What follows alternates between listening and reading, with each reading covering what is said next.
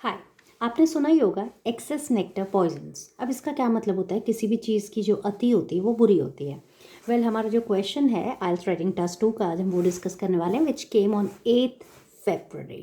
So I hope you're ready for that.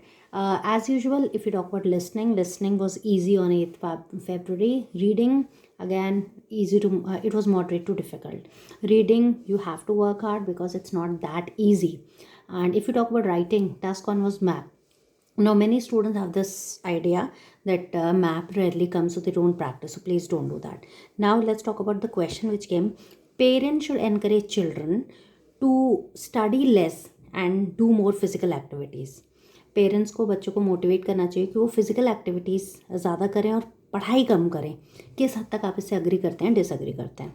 सब पहले उनकी बात करते हैं जो इसे अग्री करते हैं। कुछ लोगों का मानना है कि हाँ आजकल बच्चे पढ़ाई की वजह से फिजिकल एक्टिविटीज़ नहीं कर रहे हैं, उन पे बर्डन ज़्यादा है।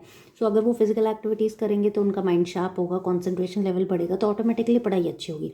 अगर बच्चे पूरे दिन पढ़ाई पर फोकस करेंगे तो उनका जो बॉडी है वो ओबेसिटी की तरफ जाएगा, और अगर आप ओबीज हैं तो बाकी प्रॉब्लम्स भी आती है और बच्चों की लाइफ मोनोटोनस हो जाती है। तो उन लोगों का ये कहना है कि अगर वो फिजिकल एक्टिविटीज़ करेंगे तो एक्टिव रहेंगे और उनका जो लाइफस्टाइल है वो बेटर होगा। अब डिसएग्री की बात करते हैं। जो लोग कहते हैं कि नहीं पढ़ाई लेस नहीं होनी चाहिए, मतलब वो कहते हैं कि पढ़ाई ज़्यादा करनी चाहिए, फिजिकल एक्टिविटीज़ कम करनी चाहिए क्योंकि कॉम्पिटिटिव ही रहा है। अगर पढ़ाई नहीं करेंगे तो माइंड डाइवर्ट होगा। जो बच्चे ज़्यादा खेलते हैं फिर उनका पढ़ाई में मन नहीं लगता। तो लोगों को यही कहना है कि पढ़ाई ज़्यादा होनी चाहिए और फिजिकल एक्टिविटीज़ कम होनी चाहिए। लेकिन एक लॉट ऐसा भी जो कहता है बैलेंस होना चाहिए, और मैं भी उसी में हूँ। मुझे लगता है कि एक्सेस नेक्टर पॉइजन्स, यहाँ मैं इसको यूज़ करना चाहती थी। किसी भी चीज़ की अति बुरी होती है, तो पढ़ाई और फिजिकल एक्टिविटी दोनों में बैलेंस होना चाहिए। शेड्यूल टाइम टेबल होना चाहिए बच्चों का, और पढ़ाई भी ज़रूरी है और खेलना भी ज़रूरी है। पढ़ाई इसलिए ज़रूरी है क्योंकि कॉम्पिटिटिव इरा है, एक डिसिप्लिन चाहिए, और पढ़ाई आपको आगे ले जाती है फ्यूचर को ध्यान में रखते हो, क्योंकि बच्चा अगर सिर्फ फिजिकल एक्टिविटीज़ करेगा तो उसका माइंड सिर्फ उसी में रहेगा। तो एक प्रॉपर टाइम टेबल, एक शेड्यूल अगर बेटर हो जाए तो वो ज़्यादा बेटर है।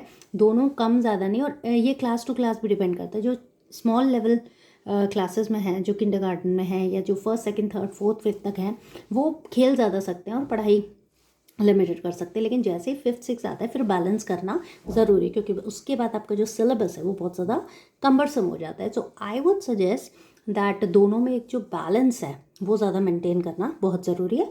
एंड रादर हम ये भी कह सकते हैं कि depends from class to class and from age to age की क्या चीज़ ज़्यादा होनी चाहिए।